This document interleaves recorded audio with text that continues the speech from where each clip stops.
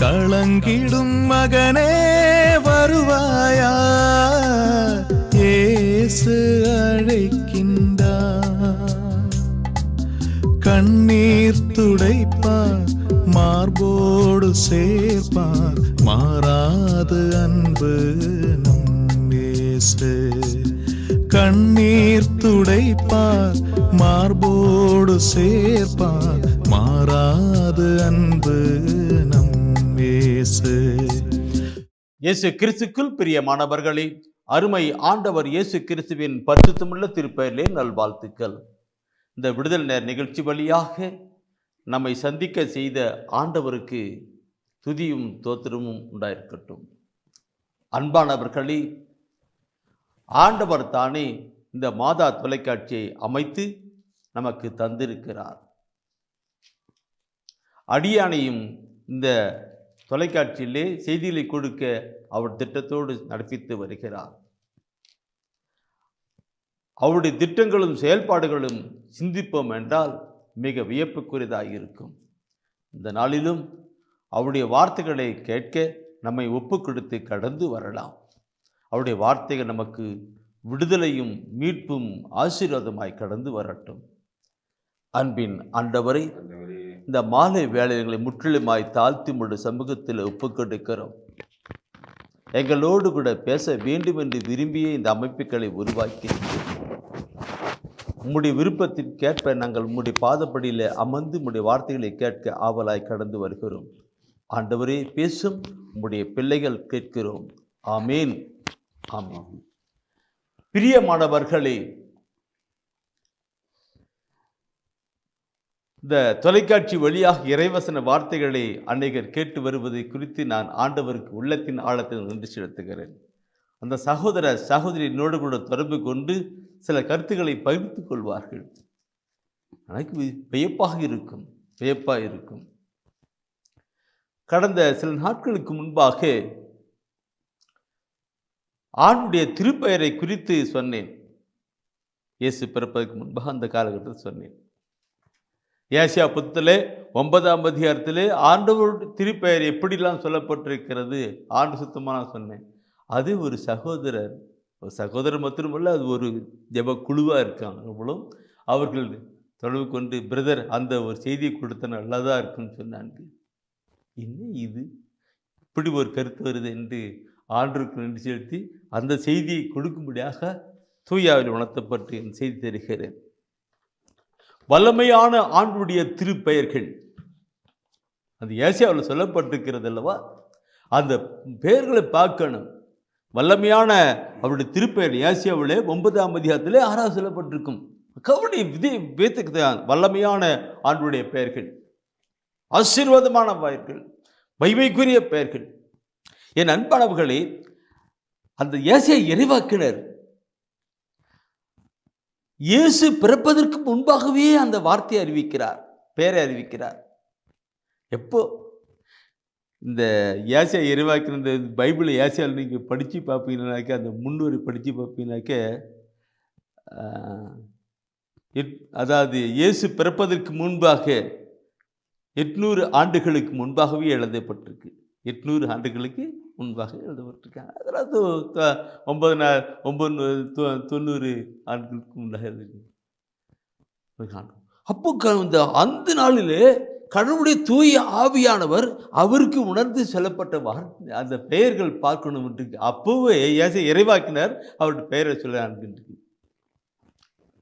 இந்த பைபிளை முழுசுமா நாம் படிக்கும் போனால் பைபிள் முழுசுமா நிறைய இருக்குன்றிருக்கு. நான் தொடக்க அப்படியே படித்து அப்படி 1 2 போட்டு வச்சுட்டு இருப்பேன். எனக்கு தெரிஞ்ச அளவுக்கு ஏறத்தாழ 272 பேர் பைபிளில் அவருடைய பெயரை குறிக்கப்பட்டிருக்கும்.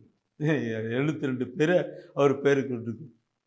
நான் அவ்வளோ இல்லை, இதோ இப்படி ஒவ்வொன்றும் குறித்து வச்சுட்டு இருப்பேன். 34 வருட ஊழியத்தின் பாதையில் இந்த பேர் அப்படி எழுதுவேன், இந்த பேர் அப்படி எழுதுவேன். அப்படியே போட்டுனா 272 பேர் இருக்குது.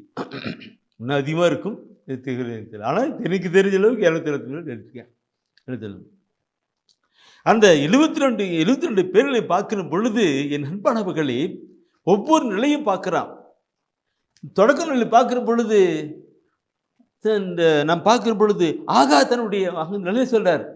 காண்கின்ற தேவன்னு சொல்வார், காண்கின்ற ஆண்டவன் சொல்வார். அப்படி வாழ்க்கையில் இந்த பிரச்சனை போது குடிக்கிறது தண்ணி இல்லை, மகனை போட்டுட்டு போய் செத்து போலாம் தூளை போயிட்டு இருக்கிறாங்க. ஆண்டவர் அதை பார்த்து அந்த ஆண்டவர் பார்த்து தண்ணி இருக்கிற இடத்த காட்டி கொடுத்து அந்த குழந்தையை கண்டு வளர்க்குறான் இல்லைங்களா? அப்போ அந்த ஆகார் சொல்லுகிற வார்த்தை என்ன?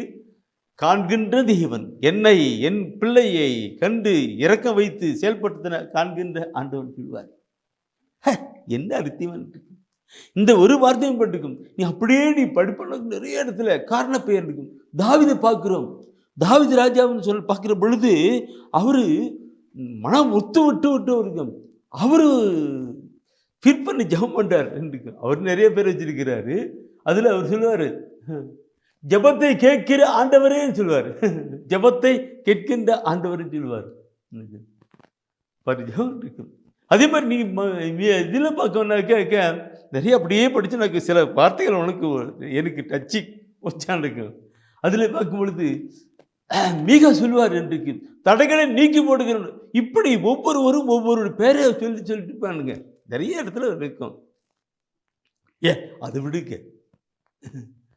ஆபிரகாமின் தேவன், ஆபிரகாமின் ஆண்டவர், ஈசாக்கின் ஆண்டவர், யாக்கோப்பின் ஆண்டவர் இல்லைங்களா? ஆபிரகாம் அவருக்கு ஆண்டவர், ஈசாக்கின் ஆண்டவர், யாக்கோப்பின் ஆண்டவர், இப்படி ஆண்டவருக்கு பேர் நிறைய பேரை கொடுத்துட்டு இருப்பாங்க. அதெல்லாம் அப்படியே போயிருக்கு. நான் சொல்லுறது என்னன்னாக்க, ஏசியா இறைவாக்கினர் 800 ஆண்டுகளுக்கு முன்பாக இப்படிப்பட்ட இயேசு பிறப்பதற்கு முன்பாக கிமு இயேசு பிறப்பு முன்பாக 800 ஆண்டுகளுக்கு முன்பாகவே இப்படிப்பட்ட ஒரு வார்த்தை கொடுத்திருக்கிறார். எடுத்து நீங்க ஏசியாவை நல்லா எடுத்துட்டு இருக்கீங்களா? ஏசியா 9ஆம் அதிகாரத்துல 6வது வசனத்தை நீ படிச்சு பாருங்க. என்ன சொல்லுகிறது? ஒரு குழந்தை நமக்கு பிறந்துள்ளார், குழந்தை பிறந்துள்ளார், ஓர் ஆண்மகவு நமக்கு தரப்பட்டுள்ளார், ஆட்சி பொறுப்பு அவர் தோள் மேல் இருக்கும், ஆட்சி பொறுப்பு அவர் தோள் மேல் இருக்கும். அவர் திருப்பெயரோ வியத்தகு ஆலோசகர், வலிமை மிகு இறைவன், என்றும் உள்ள தந்தை, அமைதியின் அரசர் என்று அழைக்கப்படும். எனக்கு அந்த வசனத்தை நான் படிச்சுன்னு பெருமைக்கு அல்ல, இந்த வசனத்தை மட்டும் நான் தியானம் பண்ணி ஜெபம் பண்ணும்போது ஆரம்பத்தில் மணிக்கணக்கா உட்கார்ந்துக்கிட்டு, மகனும் பிறப்பாரு, ஆட்சியின் பொறுப்பு அவர் தோள் மேல் இருக்கும். ஆட்சியின் பொறுப்பு அவர் தோள் மேல் இருக்கும். அந்த ஆட்சியின் பொறுப்புன்னு பார்க்கறதுக்கு விண்ணக பரலோக அரசு ஆட்சியின் காரியங்கள் எல்லாம் அவர் தோள் மேல் இருக்கும் இல்லைங்களா? அதனால நீங்கள் முதலாவது கடவுளுடைய அரசையும் ஆட்சியை தேடுங்கள், முதலாவது கடவுளுடைய அரசை தேடுங்கள். அவர் சொல்றதா தான், முதல் அரசை தேடுங்கள், அதில் கொண்டு வாங்க, அது பண்ணுவார்கள். இறையரசை தேடுங்கள், இறையரசு தோல்மேல் இருக்கும். அவர் சொல்லி எப்படி போட்டுட்டு போனது அவர் தோல் மேல் இருக்கின்றனால தான் அந்த பொறுப்பெடுத்து இந்த விண்ணக ஆட்சி இறை ஆட்சிக்காக அவர் செயல்பட்டு அப்படியே கடந்து போனார். ஆண்டவர் சித்தமானால் இந்த கருத்தை நான் ஒரு நாளைக்கு சொல்றேன், அவருடைய ஆட்சி பொறுப்பு எப்படி தோல்மல் இருக்கும், அந்த ஆட்சி எங்கே வரும், எப்போ வரும், யாருக்கு வரும், அது ஒரு நாளைக்கு சொல்லப்படுகிறேன். சரி, அன்றைக்கு சகோதரர் கேட்டதுனால அந்த சகோதரருக்கு நான் சொல்லிட்டேன், நான் இந்த நாளில் இப்படிப்பட்ட அந்த இறைவாசன வார்த்தை பேரை பற்றி நான் சொல்ல பாரு கேள்வி கேட்டுக்கொண்டிருக்கிறார்கள். நீங்களும் கேட்டுக்க, அவனும் கேட்டுக்கொண்டிருக்கிறாங்க. நான் பார்க்குறேன் பிரியமானவர்களே, இதில் பார்க்கும்போது வியத்தகு ஆலோசகர், அந்த வியத்தகுன்றதை கொஞ்சம் எடுத்துட்டு நான் ஆலோசகர் 2 பேரும் ஒன்றா போட்டிருக்கு. ஆனால் கொஞ்சம் பிரித்து நான் சொல்லலான்னு உணர்வுகள் தூய ஆவிலே பிரித்து சொல்ல நினைக்கும். வியத்தகு அப்படின்னா ஆச்சரியமான ஒரு அதிசயமான ஒரு நிலை கொண்டா, அதிசயமான இருக்கும். இதெல்லாம் கொண்டு வரதுக்கு முன்னாடி நான் பார்க்குறேன் பிரியமாவுக்குள்ளே, ஆண்டவராக இயேசு கிறிஸ்து இந்த உலகத்துக்கு வந்தார் இல்லவா? அதாவது இறைவாக்குனர் அங்கே சொல்றார், praise the Lord, Praise the Lord. இறைவாக்கினர் அங்க அவங்களுக்கு சொல்றாங்க. ஆனால் கடவுளுடைய தூதர்கள் கடவுளுடைய நிலையிலிருந்து அங்கிருந்து கடவுளுடைய தூதர்கள் வந்து இயேசுக்கு பேர் வர்றாங்களே, அந்த பேரை பார்த்தா கிறிஸ்து பிறப்பு நாளில் நான் பார்த்துட்டு இருப்போங்க இல்லைங்களா? அந்த நிறைய இடத்துல நிறைய வார்த்தை கேட்டிருப்பீங்க. என்ன வார்த்தை? லூகாஸ் நட்சத்திரத்தை பார்க்கிற பொழுது, மத்தியில் பார்க்கிற பொழுது அவன் என்ன சொல்லுவார்? இன்னைக்கு மத்தியில் பார்க்கும் பொழுது யோசேப்புக்கு கடவுள் அந்த வானத்தை சொல்லி என்ன சொல்றாங்க? மத்திய 1:21 என்ன சொல்லுவாங்க? நீ எல்லாம் கேட்டுத்தான். மத்திய 1:21 என்ன சொல்லப்பட்டிருக்கிறது? அவர் ஒரு மகனை பெற்றெடுப்பார், அவருக்கு இயேசு என பெயரிடுவீர். இயேசு என பெயரிடுவீர். ஏனெனில் அவர் தம் மக்களை அவர்களுடைய பாவங்களில் இருந்து மீட்பார் என்றார். பார்க்கணும், இது கடவுள் தானே தன் தூதரை அனுப்பி இந்த பெயரிடுன்னு சொல்லி கொடுக்கிறார். இல்லைங்களா? அன்னை மரியாவுக்கு வானதூதர்கள் தோண்டி சொல்வது என்ன? முதலதிகாரத்திலே மத்திய முதலதிகாரத்திலே 23வது வசனத்திலே பார்க்கும் பொழுது அங்க 21 அடுத்து 23 என்ன சொல்லுகிறது? இதோ கன்னி கருவுற்று ஓர் ஆண்மகவை பெற்றெடுப்பார், அக்குழந்தைக்கு இம்மானுவேல் என பெயரிடுவீர் என்று இறைவாக்கினர் வாயிலாக ஆண்டவர் உரைத்தது நிறைவேறவே இவை யாவும் நிகழ்ந்தன. இம்மானுவேல் என்றால் கடவுள் நம்முடன் இருக்கிறார் என்பது பொருள். கடவுள் நம்மோடு கூட இருக்கிறார் என்பது பொருள். Praise the Lord. Praise the Lord. இந்த வார்த்தையை, இந்த கருத்துக்களை அந்த இயேசு பிறப்பதற்கு முன்பாக நிறைய இடத்துல கேட்டு நீங்க இப்போ நானும் சொல்லிருக்கிறேன். இயேசுக்கு அங்கே பேர் அடித்தாங்க. அன்னை மரியாள் கிட்ட சொல்றாங்க இம்மானுவேல். என்ன 21 சொன்னது என்ன சொல்லுது? அவர் மக்களை தம் பாவங்களது மீட்பார். 2:23 சொல்லுகிறது கடவுள் நம்மோடு, அந்த மீட்பர் என்றும் நம்மோடு, அந்த பாவங்களிலிருந்து மீட்கிறவர் என்றும் நம்மோடு, அந்த பாவங்கள் ரட்சிக்கப்படுகிறவர் மீட்கப்படுகிறவர் என்றும் நம்மோடு, அந்த மீட்பின் ஆசீர்வாதத்தை கொடுக்கிறவர் என்றும் நம்மோடு. அந்த ஒரு கருத்தினால்தான் புனித பவுலடியை சொல்லுவது பாருங்க. இந்த பேரை யார் கொண்டு வர்றாங்க? இந்த பேரை புனித பவுல் சொல்வாரு. பிலிப்பியர்ல நான் பார்ப்போம், அடித்து பண்ணிக்கும். பிலிப்பியர் 2ஆம் அதிகாரத்தில் 9, 10, 11 வசனத்தை பார்க்கிற பொழுது அது என்ன சொல்லப்பட்டிருக்கிறது? அந்த கருத்துக்களை பார்க்கணும். கடவுள் தானே இந்த பெயரை செட்டப் பண்ணி அனுப்பியிருக்கிறார். தூதர்கள் வழியாக செட்டப் பண்ணி அங்க அனுப்பப்பட்டது. அங்க கடவுளுடைய தானே. பிலிப்பியர் 2ஆம் அதிகாரத்தில் 9, 10, 11 வசனத்தை படிச்சிருங்க. அப்போதுக்கு பிற்பாடு திருப்பி மேலே ஏசாவுக்கு நம்ம போகலாம். வியத்தகு ஆலோசனை நிலையில அந்த கருத்து லிங்க கொண்டு போகலாம். நீ படிச்சு பாருங்க என்ன சொல்லுகிறது. எனவே கடவுளும் அவரை மிகவே உயர்த்தி எப்பெயருக்கு மேலான பெயரை அவருக்கு அருளினார். எப்பெயருக்கு மேலான பெயரை அவருக்கு அருளினார். ஆகவே இயேசுவின் பெயருக்கு விண்ணவர் மன்னவர் கீழுலகோர் அனைவரும் மண்டியிடுவர். தந்தையாம் கடவுளின் மாட்சிக்காக இயேசு கிறிஸ்து ஆண்டவர் என எல்லா நாவுமே அறிக்கையிடும். வல்லமையா பெயர் எப்பேற்பட்ட பெயர் சொல்றதுதான் வியத்தகு ஆச்சரியமான பெயர் என்று சொல்லத்தான் சொல்ல வரேன். அந்த ஏசா சொன்னாரு, என்ன சொன்னார்? இன்றைக்கு வியத்தகு ஆலோசகன் சொன்னார். அந்த வசன வார்த்தை நான் சொல்லுகிற அந்த வசனத்தை நினைக்கிற பொழுதே எனக்கு பின்னூட்டு அடிக்குது. இங்கே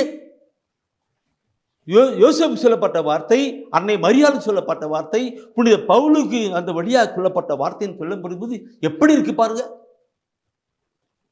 எப்ப இருக்கு மேலான பெயரை யார் வழங்கினாரு? கடவுள் தானே, ஆண்டவர் தானே, தந்தையாம் கடவுள் தானே வழங்கினார். எல்லா மக்களும் மண்டியிடுகிற அளவுக்கு அவர் பெயர் வழியாக அந்த உன்னதமான ஆசிரியர் பெற்றுக்கொள்கிற அளவுக்கு அவர் செஞ்சார். இதெல்லாம் சொல்ல நிறைய சொல்லு, அவர் பெயரை போய் சொல்லிக்கும். சரி, அந்த வியத்தகு ஆள சொன்னாங்க இல்லைங்களா? ஏசியா சொன்னாங்க டைம் அப்போ ஏசியாவில் சொல்லப்பட்ட வியத்தகு ஆலோசகன் சொல்ல. வியத்தகு ஆலோசகன் சொல்லுகிற பொழுது என் அன்பானவர்களே, வியத்தகு ஆலோசகன் சொல்லுது. அந்த வியத்தகுன்றத ஒரு வியத்தகு வியத்தகு. அது அது அதிசயமான சொல்லலாம், ஆச்சரியமான சொல்லலாம் சொல்லலாம். அடுத்தது ஆலோசகர். அது ரெண்டும் கொஞ்சம் பிரித்து சொல்லலாம் நினைக்கிறேன். தப்பு இல்லை. அவர் பேர் தான், அவர் பேர் தொய்யானதுனால அப்படி கொண்டு வரன்றைக்கு பேரை பிரிச்சுட்டான்னு சொல்ல நினைக்க வேண்டாம். அவருடைய பேர் வியத்தகு ஆலோசகர். அந்த வியத்தகு என்கிற கருத்தை குறித்து நான் சொல்லுகிற பொழுது என் அன்பானவர்களே, வியத்தகு ஒரு ஆச்சரியமான, ஒரு அதிசயமான வியத்தகு, அதிசயம், அற்புதம், வியத்தகு போலாம்.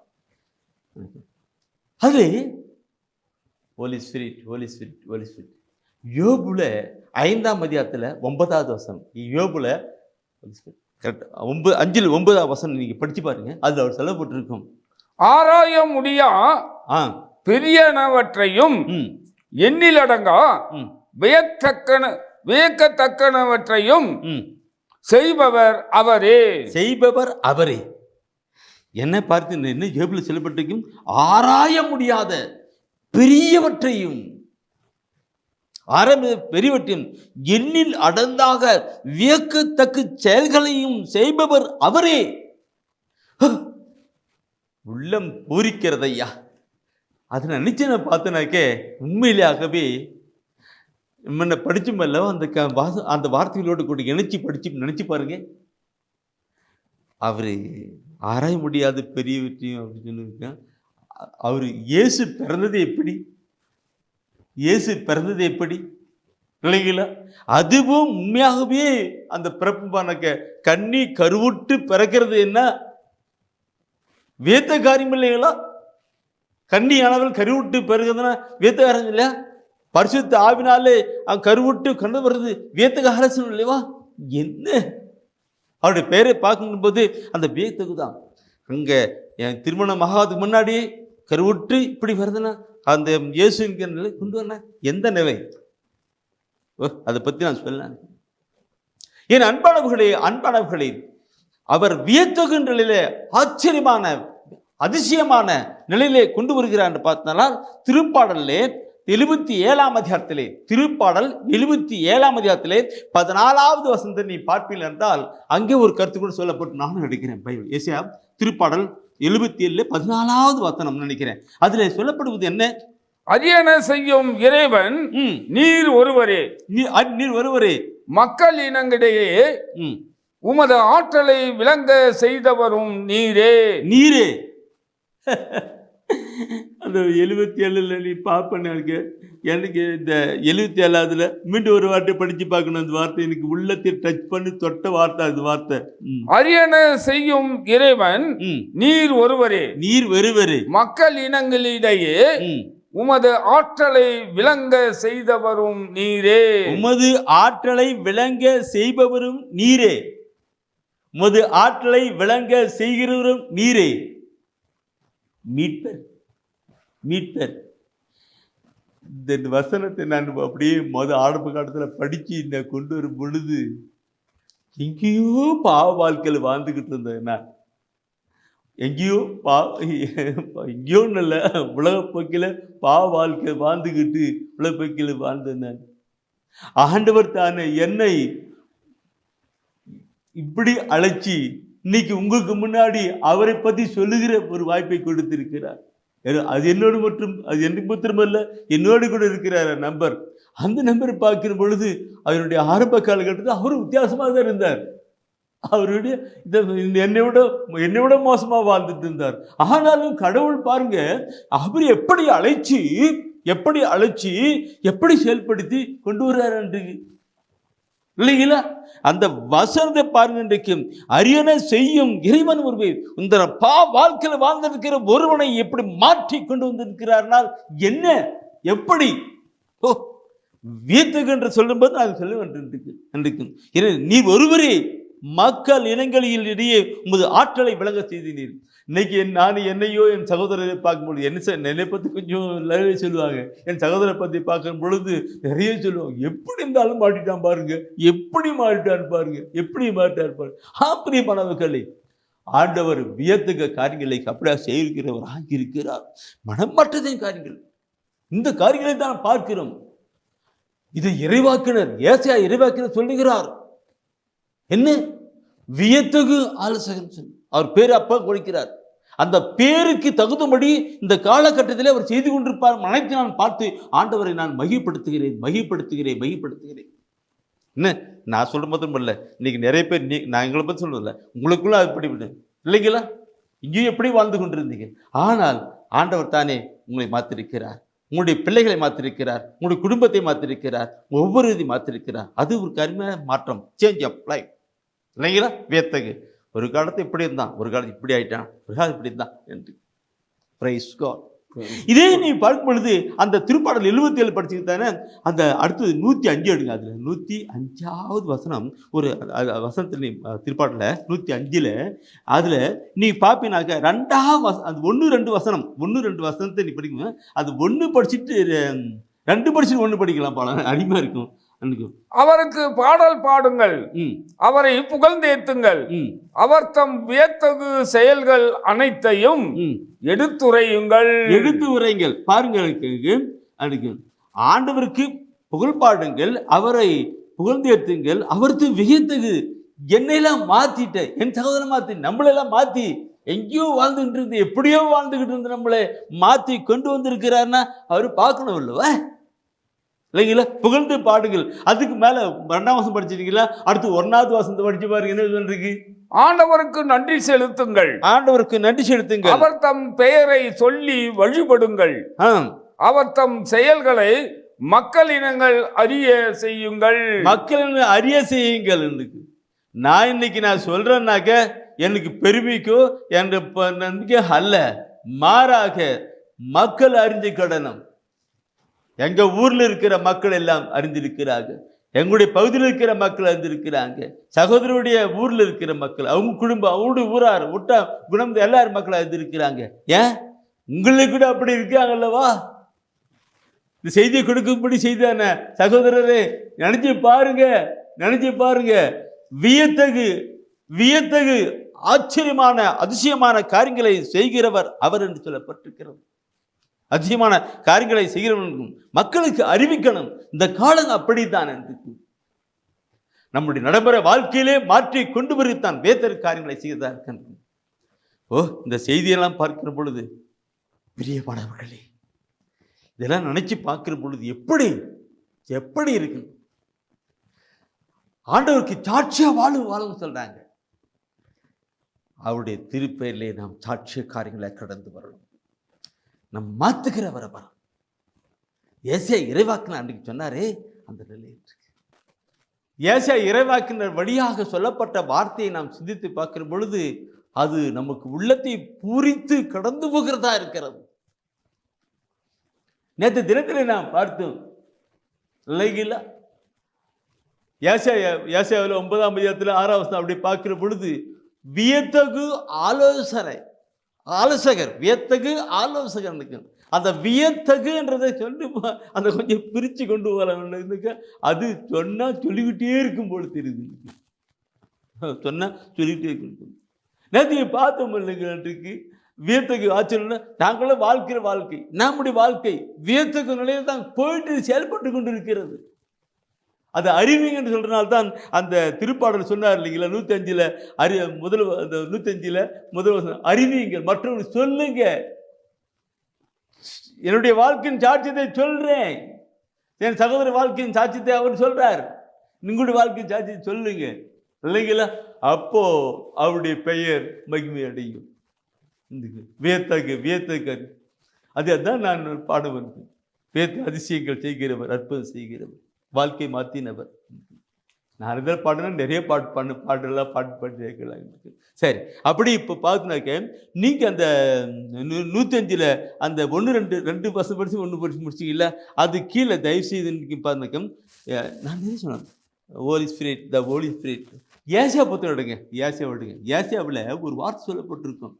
அது 28ஆம் அதிகாரத்தில் 29வது வசனம், 29வது வசனம், அதுல ஒரு வார்த்தை சொல்லிருக்கும். அடங்க, படைகளின் ஆண்டவரிடம் இருந்து இந்த அறிவு வருகின்றது, அவர் திட்டமிடுவதில் வியப்புக்குரியவர், வியப்புக்குரியவர், செயல்படுத்தும் அறிவில் சிறப்புக்குரியவர். என்ன வார்த்தை பாருங்கண்ணா. எனக்கு தூய ஆவியானவர் சொல்லு. சில பேர் சொல்லுவாங்க இப்படி வருது, இதெல்லாம் தூய ஆவியானவர் தான். நீங்க தூய ஆவியானவர் தான். பாருங்க, படைகளின் ஆண்டவம் இருந்து இந்த அறிவு வருகின்றது. நான் சொல்லணும் நிறைய சொல்லி போய் இந்த பிரதர் எப்ப பாரு எப்படியோ அவரை பத்தியே பேசிக்கிறாரு. நான் சொல்லுங்க, நான் உங்களை பத்தி நான் சொல்லுங்க. என் அன்பான கேள்வி, என்னுடைய வாழ்க்கை சாட்சியம் தான். நான் அவ்வளோ படிப்பறிவு இல்லாதவன், குறைவான படித்தவன். ஆண்டாலும் கூட ஒரு திக்குவாயின் கூட, குறைவான படித்தவன், ரெண்டாவது திக்குவாயின் கூட. ஆண்டவனே அப்படி செஞ்சுட்டு இருக்கிறாரு. ஆண்டவர் தான் இருக்கும். அதான் சொன்னதுக்கு படைகளின் ஆட்டம் இருந்து இந்த அறிவு வருகின்றது, அறிவு வருகின்றது. என் அன்பானவர்களே, அந்த வியத்துக்கு காரியங்களை பார்க்க நினைச்சேனாக்க என்னுடைய குடும்ப வாழ்க்கையிலே, தனிப்பட்ட வாழ்க்கையில எப்படிலாம் நடந்து விட்டுருக்கிறது. என் சகோதரனுடைய வாழ்க்கையில பார்க்கணும். அறிவு வேத்த காரியங்கள் இருக்கு. அவனுக்கு 2 பெண் பிள்ளைங்க, 2 பெண் பிள்ளைங்களும் அப்படியே படிச்சு அப்படியே வாயம் பண்ண ஒவ்வொரு காரியங்களும் என்னையா அது ஆச்சரியமா இருக்குது, என்னப்பா அது ஆச்சரியமா இருக்குன்னு எல்லாம் சொல்லுகிற அளவுக்கு ஓடிக்கொண்டிருக்கிறது. பிரைசலார் உங்க வாழ்க்கையில என் அன்பாளர்களை பார்க்கணும் இருக்கும். இதெல்லாம் யாரு? உதவி வரும் கண்மலை அந்த இயேசுவிடம் இருந்துதான் வருகிறது,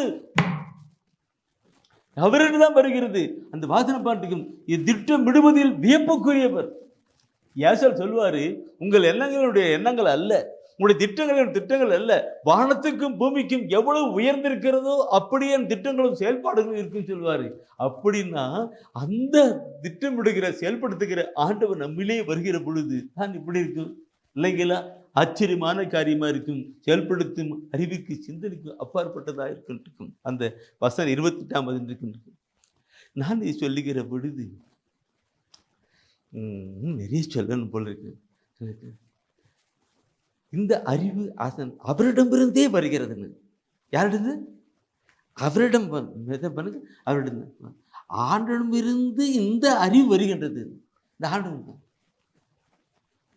என் அன்பாருடைய சில வேலையில் என்கிட்ட சில பிள்ளைங்களாம் சொல்லி, பிரதர் எங்கள் பையன் சரியாக படிக்க மாட்டான் பிரதர் எங்கள் பிள்ளை சரியாக படிக்குது இப்படிலாம் சில பேர் புலம்புவது உண்டு.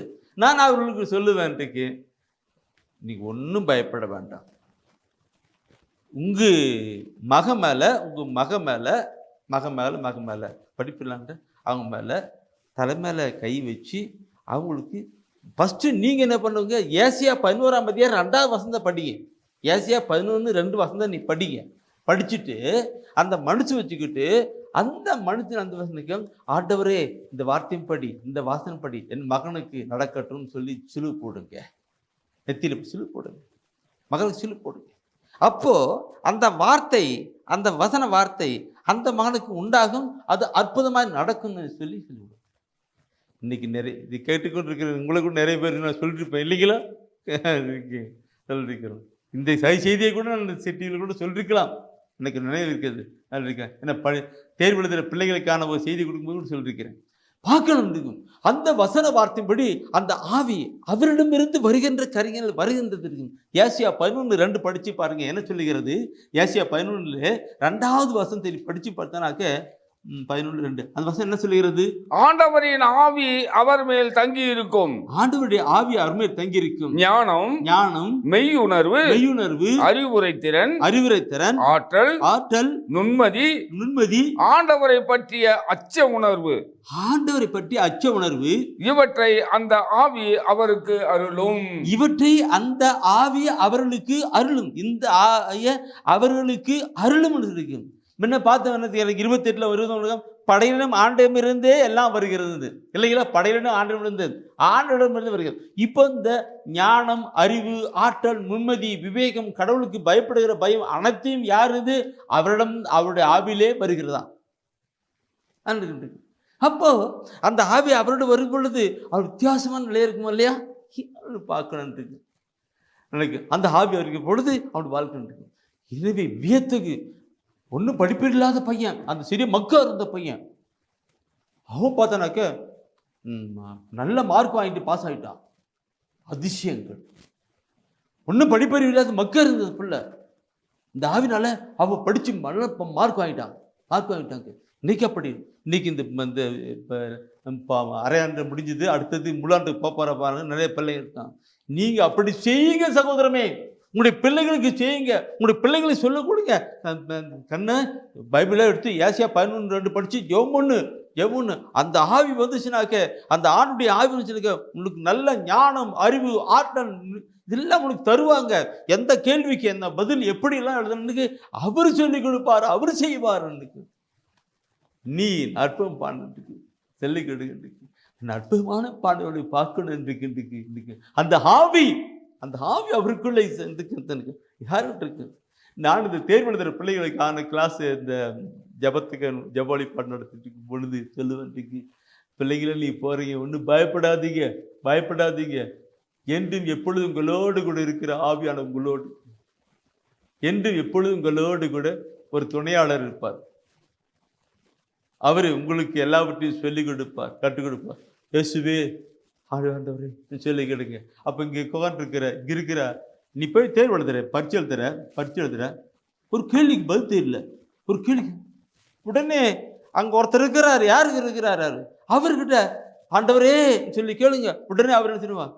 உடனே படிச்சு மறந்து போனதெல்லாம் கூட பைபிள் சொல்லப்பட்டிருக்கு, அதெல்லாம் உங்களுக்கு சொல்லிக் கொடுப்பாரு, அவங்க சொல்லிக் கொடுப்பாங்க. எனவே நண்பானவர்களே, வியத்தகு கண்டு காரியங்களை பார்க்கின்றத சொன்னா சொல்லிக்கிட்டே இருக்கலாம். இந்த நீ பார்க்கணும் இருக்கும் நீங்க அந்த ஏசியதுக்கும் அந்த கருத்துக்களை கொண்டு வாங்க. அந்த ஆர்வம் சரி. அடுத்தது வியத்தகு ஆலோசகர். அந்த ஆலோசகரை பத்தி நான் சொல்லணும். அவர் தான் இவர் தான் அவரு, எல்லாம் ஒண்ணு அவர் தான். ஆலோசகரை பத்தி நான் சொன்ன பிரிச்சு ஆலோசனை. அந்த ஆலோசனை பண்ணுகிற பொழுது நம்ம என்ன பார்த்து ஏசியா 11 பார்த்தோம்ல, அவரு தான் நிலை கொடுக்க. தயவுசெய்து நீதிமொழி புத்தகம் எடுங்க. நீதிமொழி புத்தகம் எடுத்துக்கு இந்த கருத்து மிக மிக மிக மிக முக்கியமான ஒரு கருத்தா இந்த உள்ளத்தில் தோன்றப்படுகிறது. நீதிமொழி புத்தகம் 11ஆம் அதிகாரத்தில் 14வது வசனம் நினைக்கிறேன். அதுல பார்க்கிற பொழுது அந்த ஆலோசகர் எப்படி சொல்லுகிற கருத்து, ஆலோசனை எல்லாம் அவரிடமிருந்து வருகிறது, நீதிமொழி புத்தகம் 11ஆம் அதிகாரம் 14ஆம் வசனம். திறமையுள்ள தலைமை இல்லையேல் நாடு வீழ்ச்சியுறும். அறிவுரை கூறுவோர் பலர் இருப்பின் அதற்கு பாதுகாப்பு உண்டு. மீண்டும் அந்த வார்த்தை படிக்க பாருங்க, எவ்வளவு அறிவான. திறமையுள்ள தலைமை இல்லையேல் நாடு வீழ்ச்சியுறும். அறிவுரை கூறுவார் பலர் இருப்பின் அதற்கு பாதுகாப்பு உண்டு. என்ன அருமையான வார்த்தை. அங்க அந்த அறிவுரை ஆலோசனை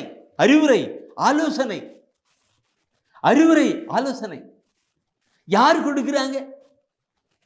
அது கடவுளுடைய ஆவியாக வருகிறது. இன்னைக்கு சில வேலையில பார்க்கிறோம், பங்கு தந்தை பிறகு ஆன்ம ஆலோசகர் சொல்லுவோம், பங்கு தந்தைக்கு ஆன்ம ஆலோசகர் சொல்லுவோம் இல்லைங்களா?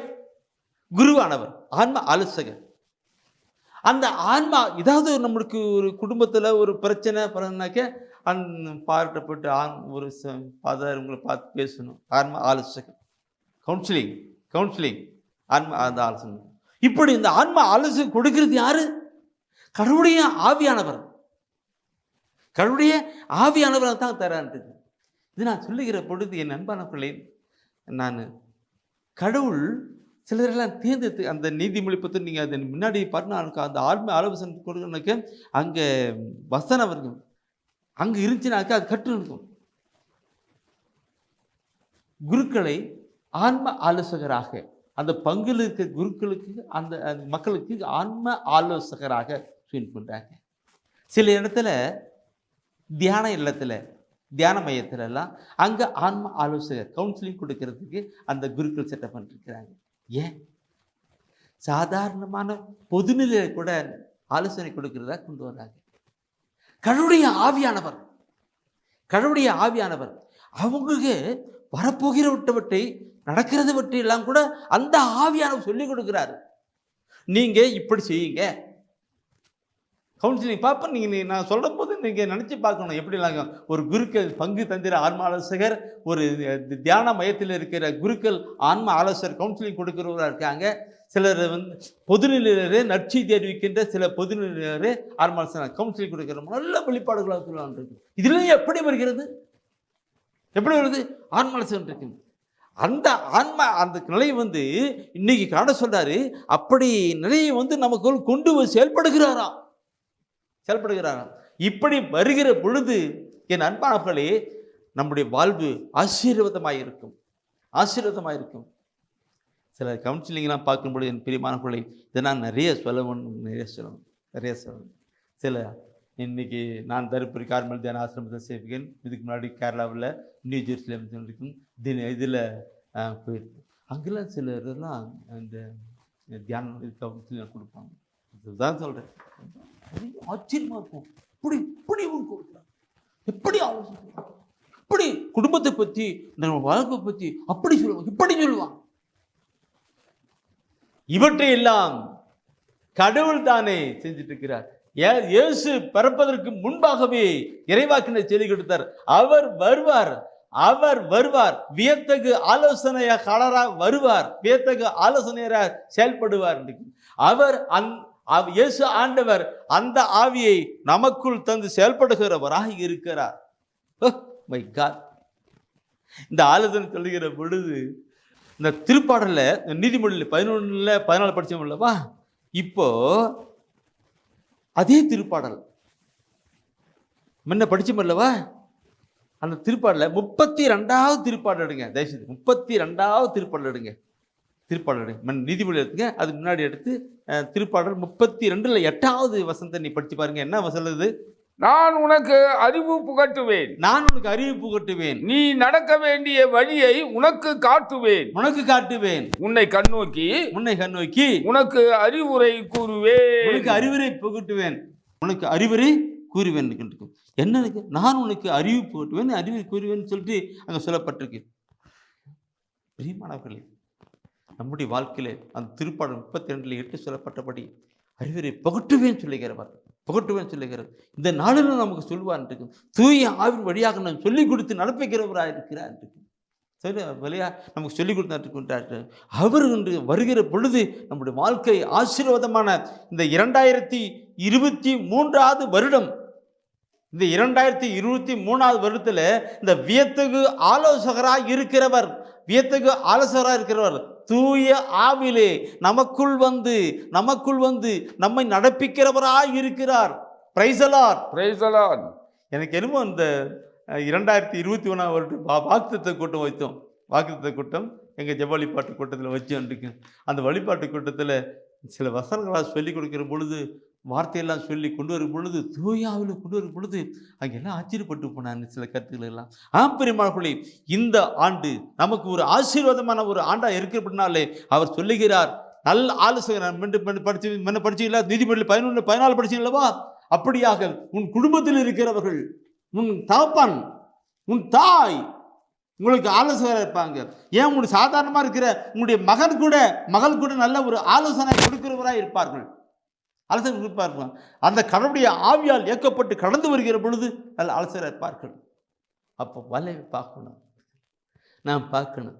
நான் இந்த கேள்வியை நான் தொடர்ந்து அதிகமாக நான் அடுத்த ஒரு கருத்து என்ன தெரியுங்களா? வல்லமை மிகு இறைவன். அடுத்த ஒரு கருத்து வல்லமை மிகு இறைவன். நான் நல்ல ஆலோசகராய் கடந்து வருகிற போது பேரை வசனம் பார்த்து பாருங்க. வியத்தகு ஆலோசகர், அடுத்தது வல்லமை மிகு இறைவன். வியத்தகு ஆலோசகராக போகும்போது அந்த வல்லமை மிகு இறைவனை அனுபவிக்க முடியும். அந்த ஒரு நிலைத்தான் தூயாக உணர்கிறேன். அந்த வியத்தகு ஆலோசனை வல்லமை. அப்போ எங்கே போகணும், என்ன சொல்லணும், என்ன பண்ணணுன்றதெல்லாம் அவர் தானே சொல்லிக் கொடுக்கிற பொழுது இந்த வல்லமை மிகு இறைவனாக இருக்கிற அந்த இறைவனை அனுபவிக்க முடியும். அவருடைய திருப்பெயரிலே நாம் கடந்து அனுபவிக்க முடியும். சும்மா கிடையாது. அந்த இதில் படித்து வல்லமை மிகு லூக்கா நட்சத்திரத்தில் அன்னை மரியாள் பரிசுத்த ஆவினால் நிரப்பப்பட்ட அந்த அன்னை மரியாள் பாடுகிற பாடல் தான் அது. லூகாஸ் 1 அதிகாரத்தில் 41வது வசனம் படிக்கிறாங்க. அந்த அன்னை மரியாள் எப்படி எப்படி எப்படி அந்த பாடலை பாடியிருப்பாங்க. எப்படி பார்ப்பாங்க? இன்றைக்கு நீங்களும் நானும் அந்த அன்னை தாய் மரியை வழிபடுகிற நாம அந்த நிலையை கொண்டு வர போகிறோம். அந்த ஆவியானவர் நமக்குள் இருந்து செயல்பட இருக்கிறார். லூக்காஸ்தத்தில் முதல்ல 49 வசனத்தில் அன்னை மரியா பாடுகிற பாடல் நினைக்கும், வல்லவராம் கடவுள் எனக்கு அரும்பெரும். அந்த பாட்டை இப்படி இருக்கு இல்லை, பாடுவீங்களா? அந்த காரியம் வருகிற நாட்டில் நமக்கு நடக்கணும்.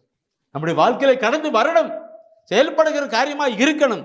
எடுத்து நீங்க முதல் அத்தியாயத்தில் 49 வசனத்தை படிச்சுட்டு அந்த தூய ஆவிக்குள் ஒப்பு கொடுக்கிறான். பிரியமானவர்களே, தூய ஒப்புக்கொள்ளும் அன்னை மரியாதை நிரப்பி அந்த பாடலை பாட வைத்த ஆண்டவர் இன்று உங்களையும் என்னையும் நம் ஒவ்வொருவரையும் அப்படியாக நல்ல அரசியல் செயல்படுத்திக் கொண்டிருப்பார். வல்லமை காரியங்களை பான செய்வார். 1:49 வல்லவராம் கடவுள் எனக்கு அரும் பெரும் செயல்கள் செய்துள்ளார். தூயவர் என்பதே அவரது பெயர். இந்த கருத்துக்களை நாளை தினத்திலே தொடரலாம் என்று நம்புகிறேன், எல்லாம் நினைக்கிறேன். இல்லைங்களா? இந்த கருத்தை தொடர்ந்து தூயவராம் என்று அடுத்து என்ன சொல்ல இருக்கும். இப்போ மேலே எடுத்துட்டு போனவனுக்கு வியத்தகு ஆலோசகர் அது தூய ஆவிலே வந்து நம்மிலே செயல்பட்டு கொண்டிருக்கிறது. எங்கு செல்ல வேண்டும், என்ன சொல்ல வேண்டும், எப்படி குடும்பத்தை நடத்தப்பட வேண்டும் என்பதெல்லாம் அவர் தானே நமக்கு சொல்லி ஆசீர்வாதமான ஒரு ஆண்டுகளாக நடப்பிக்க இருக்கிறார். இயேசு பிறப்பதற்கு முன்பாக சொல்லப்பட்ட வார்த்தை தூய ஆவியால் அந்த இறைவாக்கின வழியாக இயேசுக்கு எப்படி சொல்லப்பட்ட வார்த்தையை சிந்திக்கிற பொழுது, அன்று தூய ஆவியால் அந்த இறைவாக்கினுக்கு கொடுக்கப்பட்ட அந்த வார்த்தை, அந்த பெயர் நம்முடைய உள்ளத்துக்கு வந்து அதே தூய ஆவினால் அது கொந்தளிட்டு விளக்கமாக கடந்து போய் கொண்டே இருக்கிறது. அவரு யாசேர் வைக்கினாரு, வேத்தகு ஆலோசனையாளர், வல்லமுள்ள இறைவன் அப்படி சொல்லி காம முடிச்சாரு.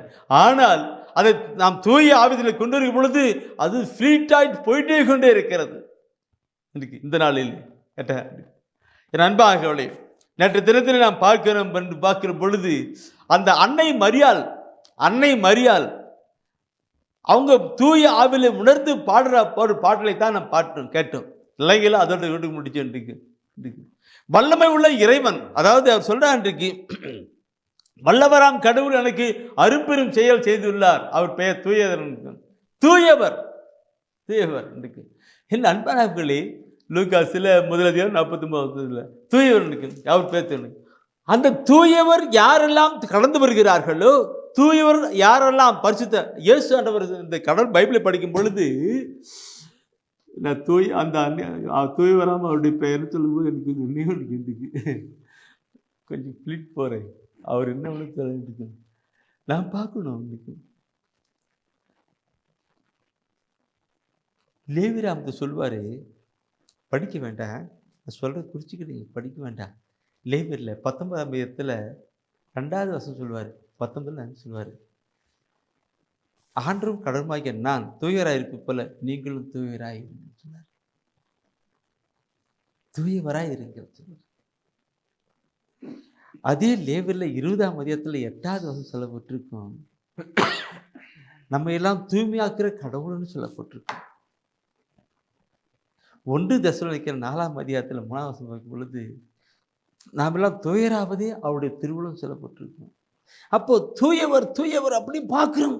அன்னை மரியாள் சொல்றாங்க தூயவர் தான் பேர் எடுக்கும். அப்போ தூயவர் ஆகிற பொழுது அந்த அந்த அந்த ஆண்டருடைய ஆசீர்வாதமான அந்த பெயருடைய வல்லமையெல்லாம் கிருபையெல்லாம் நம்முடைய வாழ்க்கையில் அனுபவித்துக் கொள்ள முடியும். அதை அனுபவித்த அன்னை மரியாள் தான் சொல்லிக் கொடுக்கிறாங்க. இல்லைங்களா? நாம் தூயவராக பரிசுத்தமான நிலை கடந்து வரணும். அப்போ அது சரி, இப்படி கடந்து வருகிறது வெளியில் எனக்கு நான் நேற்று தினத்தில் தொடர்ந்து நிறுத்திட்டே இருக்கேன். அதை இப்போ நான் தொடர்றேன். யார் இந்த அன்னை மரியாள் இங்கே புதிய சொல்றாங்க. தொடக்க நூலை பார்க்கிற பொழுது 17ஆம் அதிகாரத்திலே முதல் வசனத்திலே ஆபிரகாமிடம் சொல்வதை பார்க்கணும். எடுங்க, படிச்சு பாருங்க என்ன சொல்லப்பட்டிருக்கிறது. அங்கே பார்க்கணும். நோவா காலத்து அந்த தொடக்க நூலை பார்க்கணும். அப்படிலாம் நோவா காலத்தில் எல்லாம் யாருமே இல்லை. நோவா மாத்திரம் பரிசுத்தமாக இருந்து மேலே எடுக்கப்பட்டான். பரிசுத்தம். அப்போ கடவுள் ஆபிரகாமை தெரிந்து கொண்டார். ஆபிரகாம் ஒரு நிலையிலே அவர் பரிசுத்தரா இருந்தார். எப்படி பரிசுத்தரா இருந்தார் அந்த வல்லமை அனுபவித்தார் நாம் பார்த்து நான் சிந்திக்கணும், நிறைய சிந்திக்கணும். தொடக்க நூல் 17:1. ஆபிரகாமுக்கு வயது 99 இருந்த பொழுது ஆண்டவர் அவருக்கு தோன்றி, நான் எல்லாம் வல்ல இறைவன், எனக்கு பணிந்து நடந்து மாசற்றவனாய் இரு. நாம் எல்லா வல்ல கடவுள், நாம் எல்லா வல்ல கடவுள், நாம் எல்லாம் முடியாதுன்னு இந்த வார்த்தை நீங்க படிச்சு 17 படிச்சுருக்கீங்க தானே. ஃபீல் பண்றாரு கடவுள். அந்த ஆபிரகாம புறப்பட்டு போ, நான் காண்பிக்க தேசத்துக்கு போன்னு சொல்லிட்டாரு. வந்தாரு. அதே மாதிரி அதுக்கும் உன்னை நான் ஒரு பெரிய இனமாக்குவேன்னு சொன்னாரு. எல்லாம் இருக்கு. தொடக்கம் 17 வச்சு அப்படியே வச்சுக்கங்க. அடுத்த வாசம் சொல்றேன். அவருக்கு இன்னும் பெரிய இனம் சொன்னாரு. ஒன்றும் நடக்கல. அந்த 17ஆவது அத்தியாயத்தில் அந்த 17ஆவது வசனம் படிச்சு பாருங்க. 17ஆவது வசனத்துல 17 அது படிச்சு பாருங்க. என்ன சொல்லுது? ஆபிரகாம் தாழ் பணிந்து வணங்கி நகைத்து, 100 வயதிலா எனக்கு குழந்தை பிறக்கும், 90 வயது சாராவா குழந்தை பெற போகிறார் என்று தமக்குள் சொல்லிக் கொண்டார். உன்னை பெரிய இனமாக்குவேன்னு சொல்லி கொண்டு வந்தானாக்க, பெரிய இனமாக்குவேன்னு சொல்லி கொண்டு வந்தனாக்க, இங்க பார்த்து சாரால் இவருக்கு 100 வயசு, அவங்களுக்கு 90 வயசு, குழந்தை பிறக்குமா என்று மனசுக்குள் நிலை கொண்டார். என் அன்பானவர்களே, நீ இப்படிலாம் ஏன் சிந்திக்கிற, இப்படி ஏன் சிந்திக்கிறன்னு சொல்லிட்டு ஆண்டவர் அவர் அற்புதமாக அதிசயமாக வழி நடத்த நான் பார்க்க முடியும். நான் சொன்னாக்க ஆட்ட சுத்தமான சொல்லிட்டு ஆபிரகாம், என் அன்பார்களே, அவர்கள் 100 வயசு ஈசாக் என்கிற மகனை பெற்றெடுக்கும்படியாக கிருபை செய்தார். அவர் வல்லமை உள்ள இறைவன், அவர் வல்லமை உள்ளவன். இந்த வேலை கூட எனக்கு திருமணமாகி இவ்வளவு நாள் ஆச்சு, குழந்தை இல்லை. எனக்கு திருமணமாகிட்டு இவ்வளவு நாள் ஆச்சு, உனக்கு குழந்தை இல்லை. என் டாக்டர்லாம் சொல்லிட்டாங்க உனக்கு குழந்தை பிறக்காது சொல்லிட்டாங்க. மலட்டுத்தன்மை வந்திருக்கிற சாரால் இந்த குழந்தை பார்க்க பெற முடியாத அந்த நிலை போச்சு. அப்படிப்பட்ட நிலையில் இருந்த சாரால், கோழு ஊனிட்டு நடந்த ஆபிரகாம், அவர் வல்லமுள்ள தேவன் செய்வார். இந்த கருத்தை நான் பார்க்க வலிமை மிக இறைவனை பற்றி நான் சொல்லிக்கிட்டே போகலாம். கேள்விப்பட்டிருக்கலாம். அற்புதங்கள் அதிசயங்கள் செய்கிறவர் நாம் என்ன பார்க்கணும். அந்த கடவுள் இயேசு கிறிஸ்து இந்த உலகத்துக்கு வந்து வேத்துக்கு ஆலோசர அடுத்து வலிமை மிக இறைவனாக இந்த உலகத்துக்கு வந்தவர். என்ன அற்புதம், எவ்வளவு அற்புதம் இல்லைங்களா? குருடர்கள் வருகிறார்கள், பார்க்கிறார்கள், செவிடர்கள் வருகிறார்கள், கேட்கிறார்கள், முடவர்கள் நடக்கின்றார்கள், இறந்து போன அவரை உயிருடன் எழுப்பி செய்கிறார். தெத்து போன தூக்கிட்டு போகும்போது பாடையை தொடங்கிற பொழுது அவன் உயிர் பெற்று எழுகிறான். என்ன அற்புதம், எவ்வளவு அற்புதம், அதிசயங்கள் இல்லைங்களா? வலிமை இந்த மனக்கு இறைவன். இதை நான் சொல்லுகிற நிறைய சொல்லி போயிட்டே இருக்கல. இந்த உள்ளாடி பொங்கடிக்குது. 34 வருட ஊழியத்தின் பாதையிலே பார்க்கிற பொழுது அந்த வல்லமுள்ள இறைவனை நாம் அனுபவித்து கடந்து வருகிறவர்களாக இருக்கப்பட வேண்டும். அதுதான் தாகம், வாஞ்சை. அன்னை மரியாள் அனுபவிச்சு சொன்னாங்க. வலிமை உள்ள என் அன்பார்களே, குருடர்கள் பார்க்கவும், செவிடர்களும் சேர்க்கவும், முடவர்கள் நடக்கவும் செய்த என் ஆண்டவர், மரித்தவரை உயிரோடு கூட எழுப்பின ஆண்டவர் இன்றும் உயிரோடு கூட வாழ்ந்து கொண்டிருக்கிறார். மரித்து வீத்தோடு வாழ்ந்து கொண்டிருக்கிறார். செய்தி கொடுக்கிற வேலையிலே ஆண்டவர் அநேக அற்புதங்களை செய்து சாட்சியத்தை வெளிப்படுத்தி கொண்டிருக்கிறார்கள். என் புத்தகத்தை நிறைய சாட்சியத்தை நான் பார்த்திருக்கிறோம் இருக்கிறார்கள். மார்க்கு 16ஆம் அதிகாரம் 20வது வசனம் சொல்லப்பட்டிருக்கிறது. எங்கெல்லாம் நற்செய்தி தெரிவிக்க குறிச்சுக்கிட்டு படிக்கலாம். மார்க்கு 16:20 எங்கெல்லாம் நற்செய்தி தெரிவிக்கப்படுகிறதோ ஆண்டவரும் உடன் இருந்து அரும் அடையாளங்களால் அந்த வார்த்தையை உறுதிப்படுத்தி நான் சொல்ல பார்க்கிறது. வல்லமை நிறைந்த, வலிமை நிறைந்த, வல்லமை நிறைந்த, அருமை நிறைந்த ஆண்டவர். என் சொல்ல நேரிசன். சரி, அப்படியே நீ பார்க்கணும். முடக்கு மாதம் உள்ளவன் முடக்கு மாதம் உள்ளவன் இருக்கிறான். அந்த மாறான், எல்லாம் மாறான் சொல்ல. ஓ மை காட் ஜீசஸ், வலிமை நிறைந்த இறைவா, வலிமை நிறைந்த இறைவா, வலிமை நிறைந்த இறைவா போட்டுகிறேன். யோவான் 14ஆம் அதிகாரங்க. எனக்கு அது போல யோவான் வலிமை வல்லமை வல்லமை வலிமை. அதில் யோவான் 14ஆம் அதிகாரத்திலே 12வது வசனத்தை சொல்லுகிற வார்த்தையை பார்க்கணும். அந்த வார்த்தையை நான் இப்போ நான் சொல்லுகிற போது அந்த வார்த்தையை தக்கும். 14ஆம் அதிகாரம், யோவான் 14ஆம் அதிகாரத்திலே அவர் இயேசு ஆண்டவர் தன்னுடைய சீடர்களுக்கு சொல்லுவார். என்ன சொல்வார்னாக்க, நான் செய்யும் செயல்களை என்னிடம் நம்பிக்கை கொள்பவரும் செய்வார். ஏன் ஏன் அவற்றை விட பெரியவற்றையும் செய்வார். அவற்றை விட பெரியவற்றையும் செய்வான். என்னிடம் நம்பிக்கை கொள்ளுகிறவர்கள் நான் செய்கிற செயலை அவர்களும் செய்வார்கள். ஏன் அதிலும் பெரிய காரியங்களை செய்வார்கள். யார் சொல்றது? அந்த வல்லமை மிக்க இறைவன், அந்த இயேசு ஆண்டவர் இன்று நமக்கு சொல்லிக் கொடுக்கிற பாரம். தூயவராக கடந்து வருகிற பொழுது அவர் வழியை கடந்து வருகிற பொழுது அந்த வல்லமை வெளிப்படுகிறதாக செயல்பட்டு கொண்டிருக்கிறது. நான் சொல்லுகிற பொழுது அன்னை மரியாதை பற்றி மீண்டும் ஒரு வார்த்தை நான் சொல்ல நினைக்கிறேன். அன்னை மரியாள் பரிசுத்தராக நிலையிலே வாழ்ந்து கடந்து வந்ததனால்தான் அந்த தாயை விட்டு வந்தாங்க. அந்த அன்னை மரியாளிடம் மன்றாடுகிற மன்றாட்டில் எவ்வளவு வல்லமையாக ஆசீர்வதிக்கப்படுகிறது இல்லைங்களா? அந்த தாய் மரியாள் இன்று பரிந்து பேசுகிறார் இருக்கிறபடினாலே அந்த தாய் மரியாளிடம் பரிந்து ஜெபிக்கிறவர்கள் எவ்வளவு ஆசீர்வாதத்தை பெற்றுக் கொள்கிறார்கள். எப்படி? அந்த வல்லமுள்ள இறைவன் தானே அங்கு செயல்பட்டு கொண்டிருக்கிறார். என்னை நம்பிக்கை கொள்ளுகிறவர் நான் செய்கிற செயலையும் அவர் செய்வார்கள். ஏன் அதிலும் மேலான கருத்தை செய்வார் என்ற கருத்தை வார்த்தை பார்க்கணும். இப்படிப்பட்ட நிலையில் நம்முடைய உலகம், நம்முடைய வாழ்க்கை எப்படி இருக்கிறது, எங்கே இருக்கிறது, நம்முடைய சமூகம் எங்கே இருக்கிறது கொண்டு வரணும். அந்த வல்லமுள்ள இறைவனை கொண்டு வரணும். அந்த கருத்தினை பார்க்கிற பொழுது, இந்த வசன வார்த்தைகளை பார்க்கிற பொழுது என்னுடைய உள்ளம் பாருன்னு பலன் நான் செய்கிற காரியங்களை நீ செய்வாயின்னு. யார் சொல்ற வார்த்தை? இன்று சகோதரா, சகோதரியே, அண்ணா, தங்கச்சி, நமக்கு ஒவ்வொருக்கு ஆண்டு சொல்லுகிற வார்த்தை. எடுங்க, நம்பிக்கை இருக்குமானா நடக்கணும். எடுங்க. மார்க்கில் 16ஆம் அதிகாரம் எடுங்க. 16ஆம் அதிகாரம் 20 வருஷம் சொல்லல, அது 16ஆம் அதிகாரத்தில் 17வது வசனம் எடுத்து படிச்சு பாருங்க. என்ன சொல்லுகிறது? 16ஆம் அதிகாரத்தில் 17 அதில் சொல்லப்பட்டிருக்கும் வார்த்தையை பார்க்கணும். அந்த வல்லமுள்ள இறைவன், அந்த வல்லமுறை இறைவன் தூய் ஆவி நமக்குள் இருந்து நம்ம செயல்படுகிற காரியத்தை பார்க்கணும். நம்பிக்கை கொண்டோர் பின்வரும் அரும் அடையாளங்களை செய்வர். அரும் அடையாளங்களை வல்லமையான காரியங்களை செய்வார்கள். அவர்கள் என் பெயரால் பேய்களை ஓட்டுவார்கள். புதிய மொழிகளை பேசுவார்கள். இது பற்றி சொல்லுவோம் நிறைய போய் சொல்லியிருப்பாங்க. பேய்களை ஓட்டுவார்கள், நோய்களை குணமாக்குவாங்க. பல பேர் காணி சென்று அப்படியே போயிட்டு இருக்கும். கல்ல குட்டான் ஒன்று காட்டுக்கும். நோயாளிகளை கையில் வைப்பாங்க, அவங்களும் சொஸ்த போவான்ட்டுக்கு.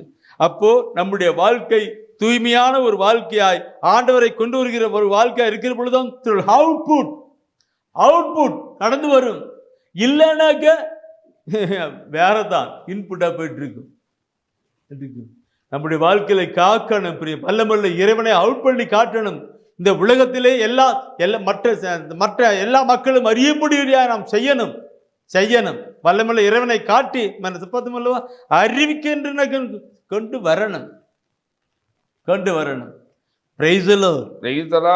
உணர்ச்சியோடு கூட நான் கடந்து போகிறேன். வல்லமுள்ள இறைவனை கொண்டு போகணும். சரி, இதை நான் பார்க்கணும். இந்த பேய்களை போட்டுன்னு சொல்லுகிற பொழுது எனக்கு ஒரு சிறிய ஒரு கருத்து நான் சொல்லுவேன். நோய்களுக்கு தடைகளுக்கு பண்ணு.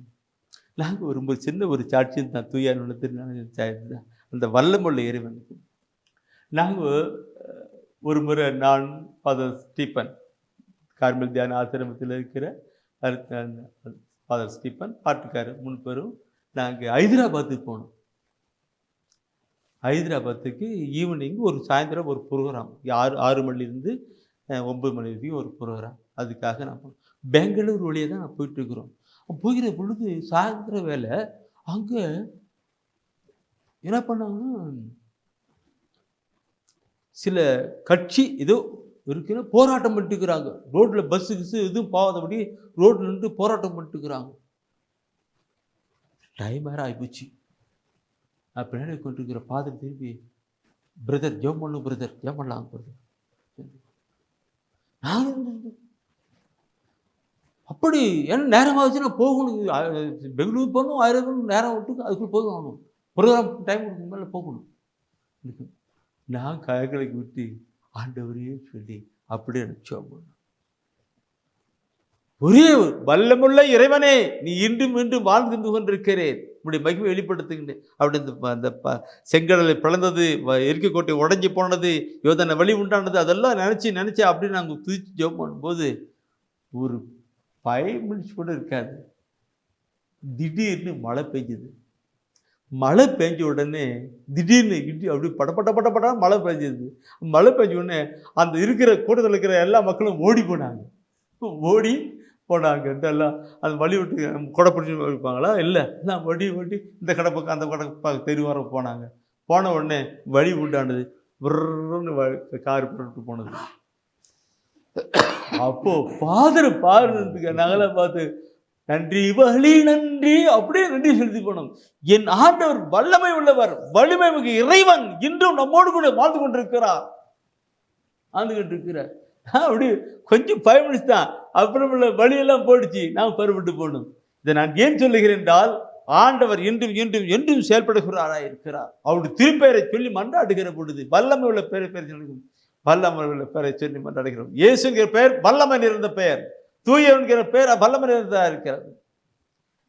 Price God.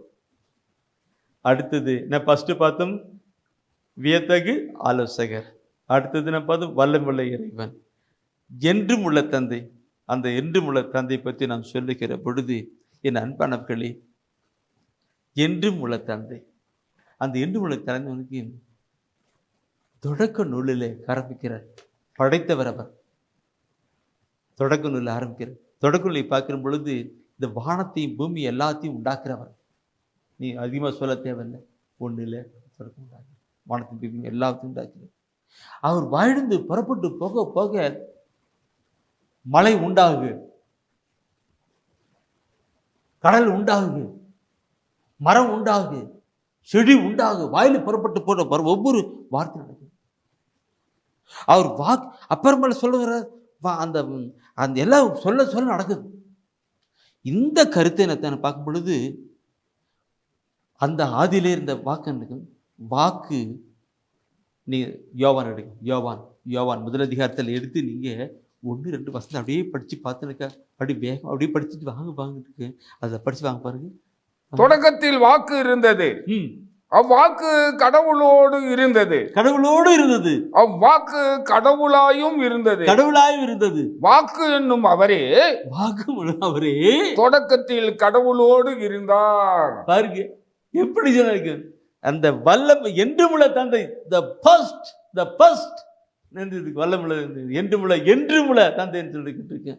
அந்த வார்த்தை அந்த அதுல அப்படியே படிச்சு 14வது வசனம் பாருங்க. 14வது வசனம், வாக்கு மனிதனாரா நம்மிடையே குடிகொண்டார், வாக்கு மனிதனானார் நம்மிடையே கொண்டு கொண்டார்.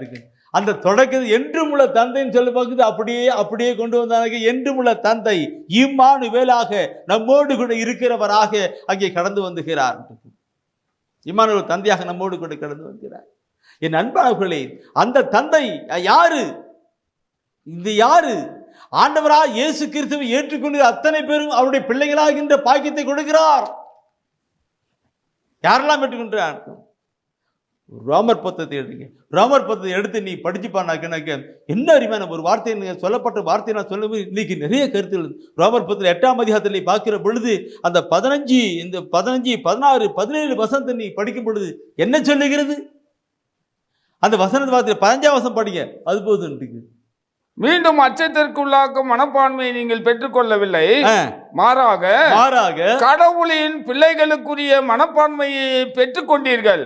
கடவுளுடைய பிள்ளைகள், நாம் கடவுளுடைய பிள்ளைகள் என்ற மனப்பான்மை பெற்றுக் கொண்டீர்கள். அதனால் தான் அப்பா தந்தையே என அழைக்கிறோம்.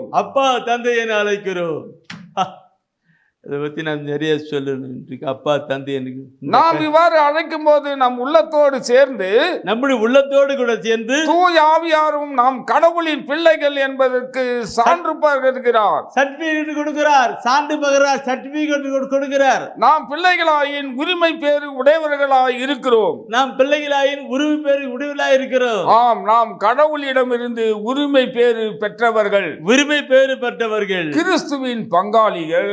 கிறிஸ்துவின் பங்காளிகள். இது சொல்லணும்னா சொல்லிக்கிட்டு போயிட்டே இருக்கலாம். நான் சொல்லி போயிட்டே இருக்கலாம். எப்படி வார்த்தைகள் பார்க்கணும். இந்த கருத்தை நீ பார்க்கணும்னா குறிச்சு வச்சுக்கிடுங்க.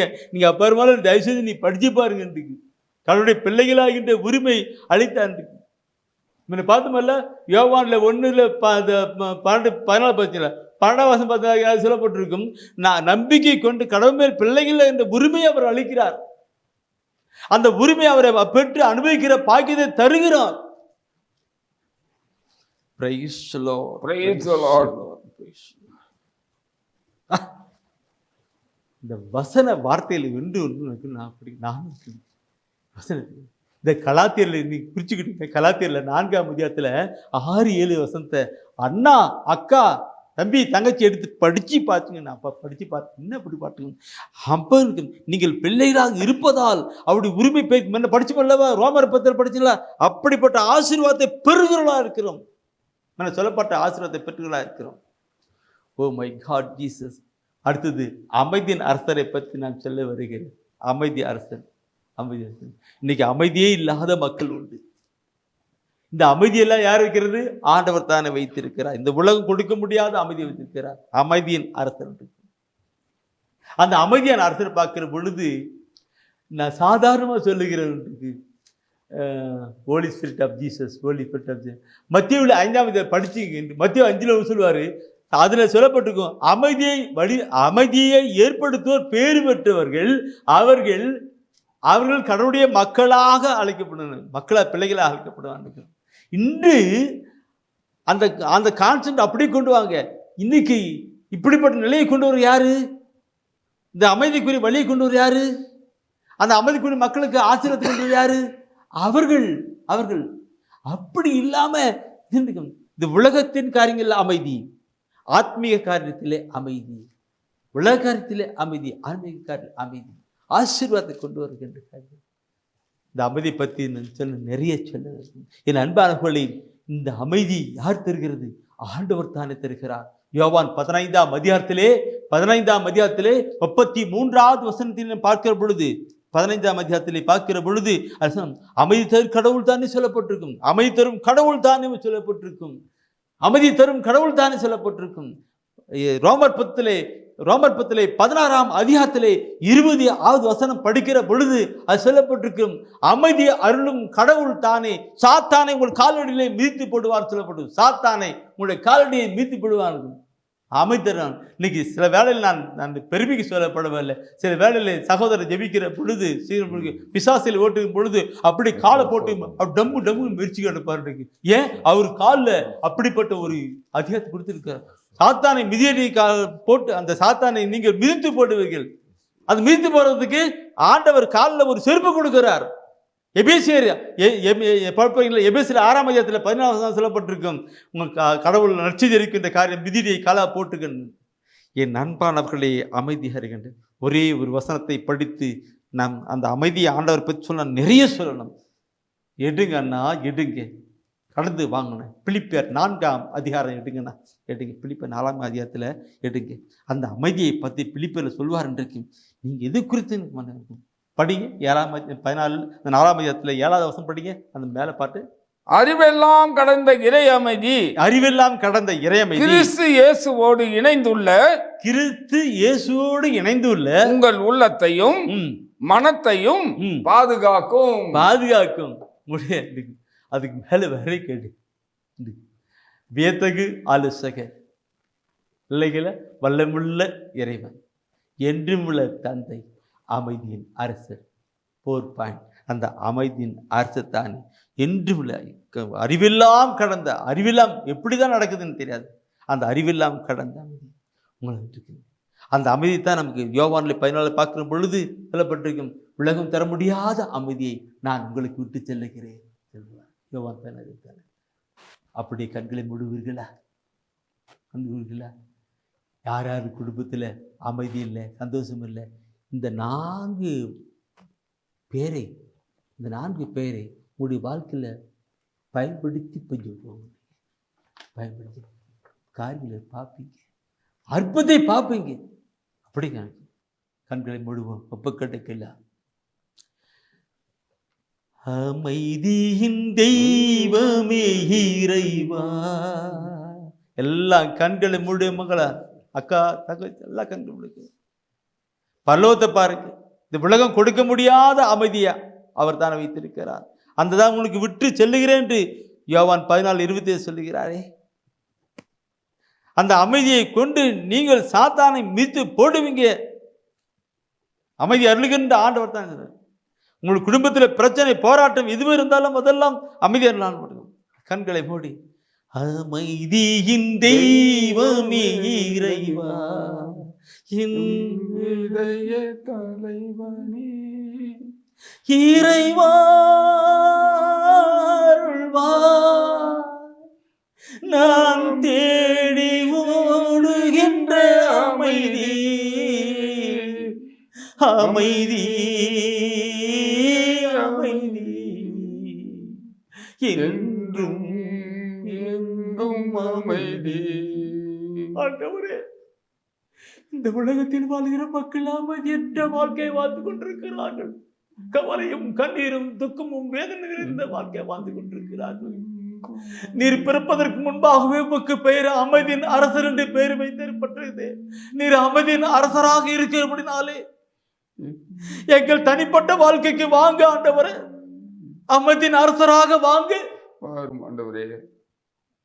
எங்கள் தனிப்பட்ட வாழ்க்கையில் அமைச்சராக வந்து எங்கள் இதயத்தை அமரும் ஆட்சியாளராக அமரும் என்னை வாழ்க்கைக்கு ஒரு அமைதியை கொடுங்க ஆண்டவரே.